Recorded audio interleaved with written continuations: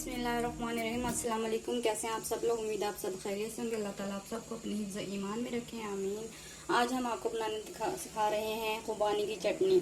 इसके लिए हमने 200 ग्राम खुबानी ली है, 100 ग्राम हमने गुड़ लिया है, 100 ग्राम हमने इमली ली है। इनको हम भिगो के 2 घंटे के लिए रख देंगे, फिर बताते हैं किस तरह बनानी है। ये 2 घंटे हो गए हैं हमें इनको भिगोए हुए। अब हम इनको बना लेते हैं।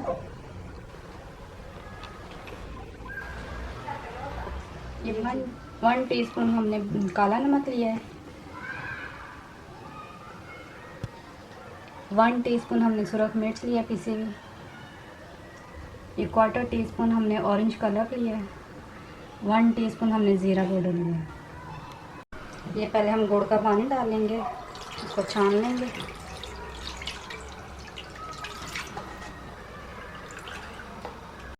और पानी डालेंगे।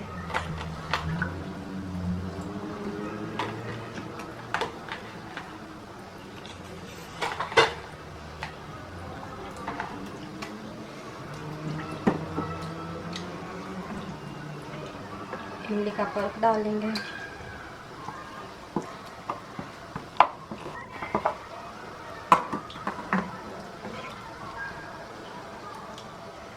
और इसे पका लेंगे तकरीबन 10 मिनट, फिर आपको दिखाते हैं। ये अब हम इसमें सूरख मिर्च डालेंगे, ज़ीरा, काला नमक,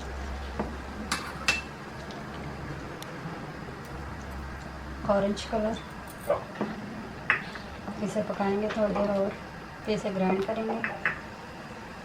इसे 5 मिनट और पकाएंगे।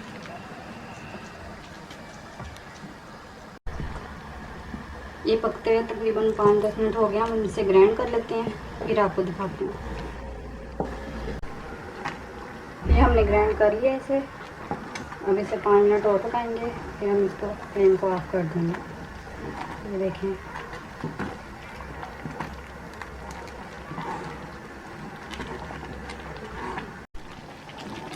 ये 5 मिनट हो गया। चटनी भी हमारी अब गाढ़ी हो गई है। अब हम फ्लेम ऑफ कर देते हैं, ठंडी करके आपको दिखाते हैं।